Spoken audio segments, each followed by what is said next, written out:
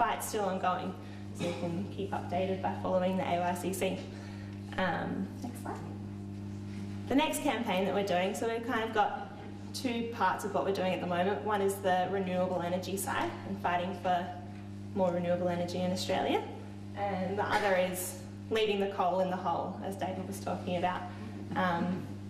We know that coal is not so great for humanity, and it's also not so great for the environment, especially when you want to build the world's biggest coal port on the Great Barrier Reef, which is the plan at the moment, which I'm sure a lot of you have heard about. It's been quite controversial. But basically it's been approved by the state and the federal government, and the only thing standing in the way of making it happen is the big four banks and the financing that it needs to get ahead, because currently the Indian company that wants to build it is pretty much close to bankrupt, so they're going to need to be propped up. That's pretty terrifying. So obviously the reef is World Heritage listed, and in order to get the coal out of the middle of Queensland in the Karoly Basin, which is basically a ticking carbon bomb, it would make Australia one of the biggest polluters in the world, and make Queensland, if you take in export emissions, as equal polluter as New Zealand. And I think it's like all of Northern Europe combined or something. It's a lot of carbon, and basically it's bad news.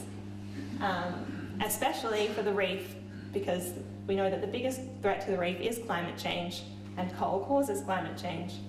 And I'm not sure that the government has put those things together. Which is frustrating. Next slide. So basically there's these proposed ports all along the Great Barrier Reef coastline, from Gladstone to Cape York. Two of them have already been knocked off by amazing community campaigning and reef campaigning across the country. But we've still got Abbott Point, which is going to be the biggest coal port in the world and the one that we have our eyes set on. So basically all this coal in the Karoly Basin has to be railed out to the Great Barrier Reef, and then they want to send 7,000 ships a year through the Great Barrier Reef to get the coal to India and China, who probably don't even want the coal anymore. So we decided to do something about it. So last year we started talking to Queenslanders and talking to people all across the country about these port developments. We saw some massive rallies for the reef with thousands and thousands of Queenslanders turning out to stand up against these decisions that the Newman government and the Abbott government were making. And it's built a really, really great message around protecting the reef and protecting our climate, which is amazing across Queensland.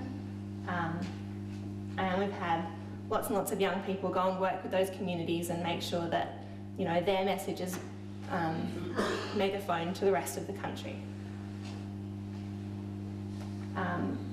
We ran a campaign against Lend-Lease, who were one of the leading construction companies that were going to build the port, who pride themselves on their sustainability ethic. We're the good guys, we do it well, but why were they going to build this port at Abbott Point? Went against their corporate responsibility. So we mobilised our volunteers all across the eastern seaboard, went and spoke to their staff. So every morning at 8 AM we'd greet the staff with, you know, Valentine's Day we gave them roses, on other days we gave them pamphlets, and chased them around with Nemos. It was all great fun. And we had an action out the side of their AGM, and one of our coordinators went in there inside the AGM and was able to ask a question to Lend-Lease about their position on Abbott Point, which caught them off guard a bit. We'd been doing some behind the scenes work with their sustainability managers and talking to members of their board and high level employees.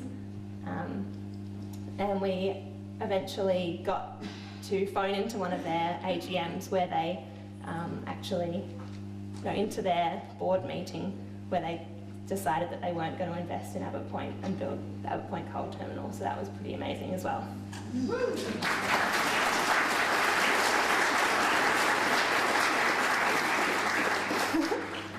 But now we have our sights set on the big four banks. So NAB, Commonwealth Bank, Westpac and ANZ. Without the financing from these big four banks, this project on Abbott Point cannot go ahead.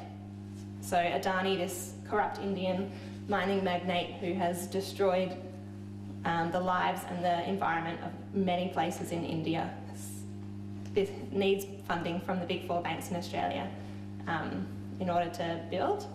So we're putting pressure on them across the country. So we've met with 300 Westpac branch managers, 120 NAB branch managers. We're meeting with all the heads of sustainability, except Commonwealth Bank, who refused to meet with us, and telling them that this is risky business. We can't risk our reef for this coal port, and we can't risk our climate, because we need to leave the coal underground. Otherwise, basically, we're screwed. But we do it in a really cute way, and we chase them around with Nemos and do everything we do with a smile. But I'm pretty proud of the work that we've been doing so far, so keep an eye out for us. Let's change banks. Yes. Also, the divestment movement is doing great things. I don't know if you've been following the ANU and Australian Financial Review fight that's been going on. But basically ANU said it's going to take its money out of unethical businesses. Hasn't taken all of its coal stocks out yet. But they've been copying a lot of crap from vested interests. But it's pretty funny to watch, because I think that the coal lobby is running a bit scared. That's how you know that you're winning. So, just to finish off, I guess with our message to our leaders is always that it's your choice, but it's our future. And we need them to listen. And it's always so easy to feel depressed and, pessimistic about the state of the world, especially when you see that, we don't have the just right temperature option anymore. And as a young person, that's pretty terrifying. But I think that we're kind of at a global turning point at the moment. We had the People's Climate March not long ago. There was 400,000 people in New York, there was 30,000 people in Melbourne. People are starting to take notice, and our leaders are starting to take notice. And I think that, big acts like the Pacific Warriors. Has anyone heard of the Pacific Warriors? Yes. Yeah. So they're in Australia at the moment. There's a bunch of young people from 11 different island nations that have come to say, we're not drowning, we're fighting. We're going to fight back against the coal industry. So that's why I'm heading to Newcastle on Friday. So we're going to paddle out into the port of Newcastle, the biggest coal port in the world at the moment. And we're going to block the coal ships. And it's going to be great.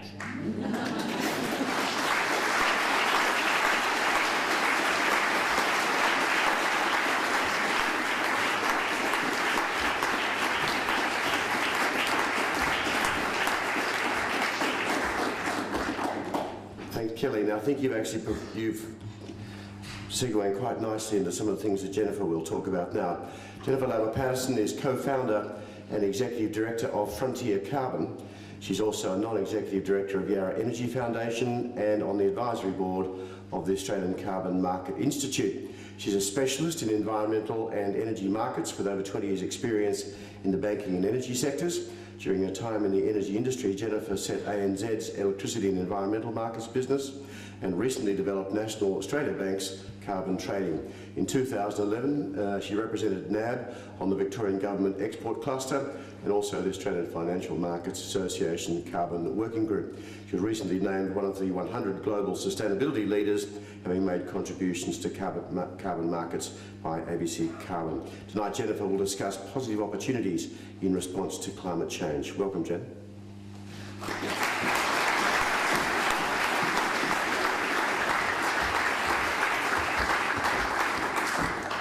Wonderful to be here, and I'm here to tell you all the real positive stuff about what you can do now.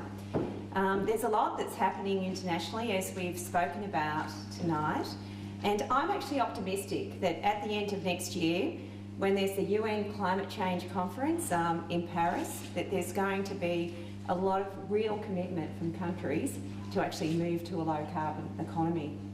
But we can't just wait for countries to agree this at the higher level. We need to be doing things bottom up as well, because as we've spoken about today, we're in dire straits and we need to be doing everything we can. And with the work I've done with Yarra Energy Foundation, I'm actually now chair of Yarra Energy Foundation, which is part of the City of Yarra and making the City of Yarra carbon neutral. It's an independent entity. And I've had such a pleasure of working with the community, and I think the community can make such a big difference. And hopefully tonight I can share with you some ideas and opportunities of how you can make a difference. And also, which doesn't harm the situation, is if you can also save money in doing it. Because if we can work out economic ways of achieving outcomes, it's going to make it a lot easier to transform to a low carbon economy. Now, I'd like to also introduce my 8-year-old daughter, Sienna. I'm training her very early. I know where she'll be, what coalition she'll be joining in a few years' time. And she's going to share a couple of ideas with you tonight as well. So just move to the next slide. So a little bit about, next one, sorry, disclaimer, I'm banking, financial markets background, but I'm glad I don't work for one of the 4 banks now. So move to this one. So the Frontier Energy, the company that I currently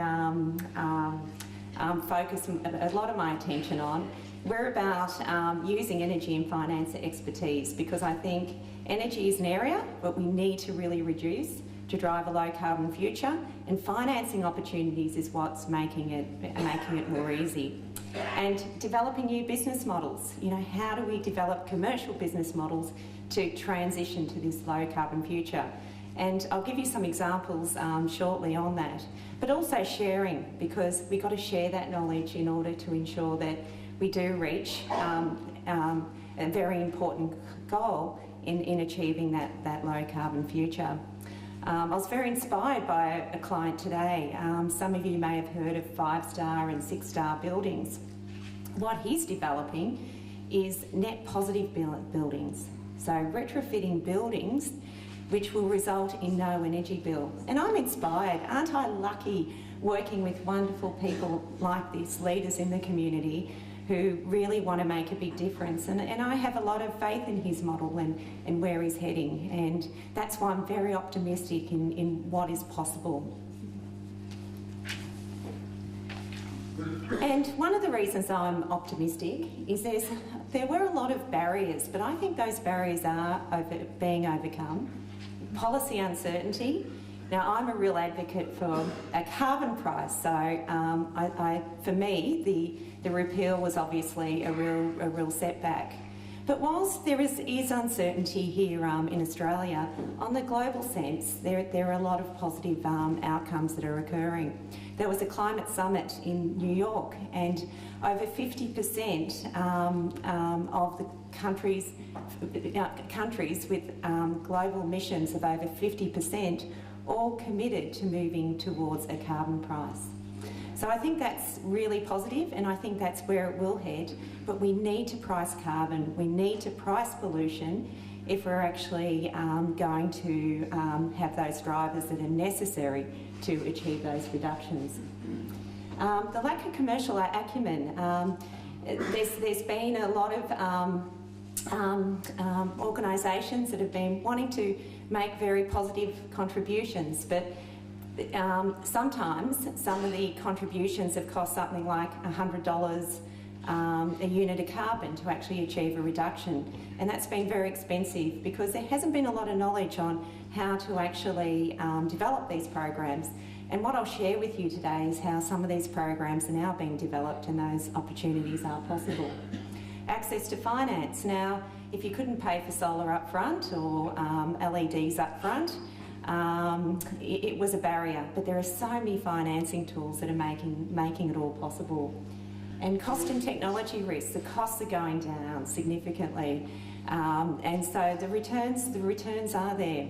And the technology risk, solar is now, the technology risk is low. Yes, you still need to be careful on warranties and using reputable suppliers.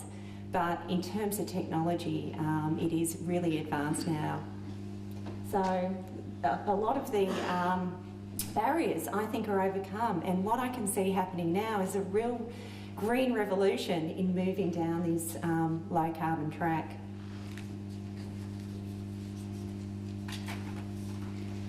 I'd like to share with you one of the new business models that our company got involved in. This is an LED program, and what the focus was to provide LED lights to families on less than $2 a day. So it was to replace kerosene light. So we did this in 7 countries around the world, in Africa and Asia. It was very rewarding, and we did this through being able to gain funding through the use of a carbon price. So that's just an example of how these business models are developing. And whilst we did this program, 100,000 lights were distributed. Unfortunately, the carbon market fell from €10 to under €1 over the time that we were developing the program. So it did put the program on pause. But that's carbon markets. They are very turbulent, and as we move towards an agreement in Paris, I have no doubt that the carbon market will become quite volatile once again, and that's what we need. And the reason these programs are wonderful, it's not just the environmental benefit, but the social benefits that come from these programs.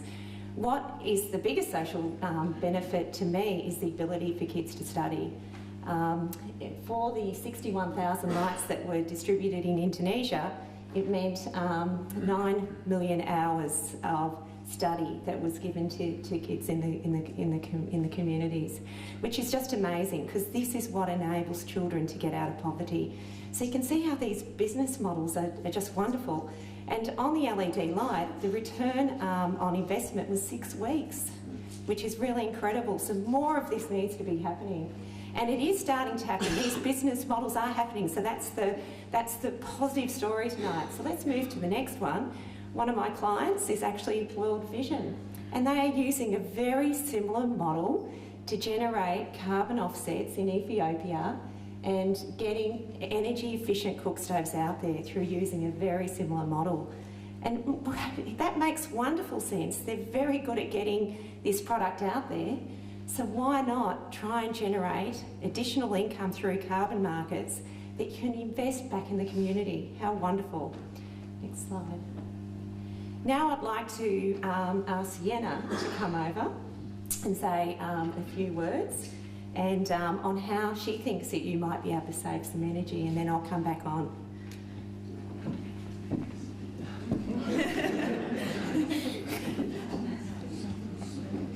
Hang on, we'll do this properly. Do you want to go here? I need to be able to see you. So what am I doing? Do you want it just here on the side? How heavy are you?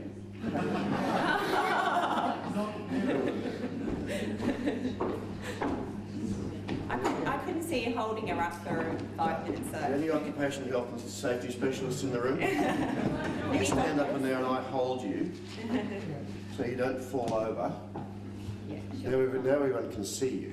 There you go.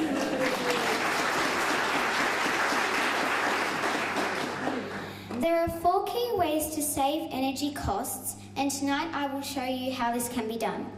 Number 1. It is simple just to use less energy. Ride a bike to work or just have shorter showers. Number 2. Use energy efficient products. A good example is LED lights, where the energy savings are enormous. Number 3. Make your own energy from the sun. We have so much sunshine in this land that it is crazy not to use it. Number 4. Get a better deal on your energy bill by going to a new retailer that will give you a better price. You have a recommendation? hang on. This is her recommendation. I would like to speak to you about how you can save money on your energy costs through LEDs. The most simple way to do this is replace incandescent lights with LED lights. Yes, the LED lights are more expensive, but look at the cost savings from the reduced electricity use. Usage reduced by 92%, which results in $407 saving in electricity costs for the year. This means that $300 used to buy the LED lights is paid for in the first year and can be used for 10 years or more. The impact on emissions is equivalent to taking 1.5 cars off the road for 10 years. How great is this, and we can do it now?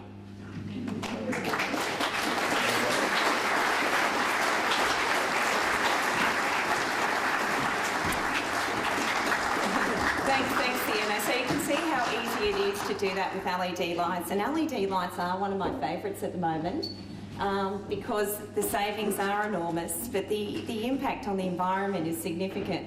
Next slide. And also, when you're looking at downlights as well, the savings again, two-year payback. So why aren't we doing this? It's enormous and it's really easy to do. So next slide. So we just wanted to mention Yarra Energy Foundation, which I said that I'm a part of, and one of the business models that we've developed at Yarra Energy Foundation is a commercial solar program. So as you know, some of the barriers are, well, what is the payback?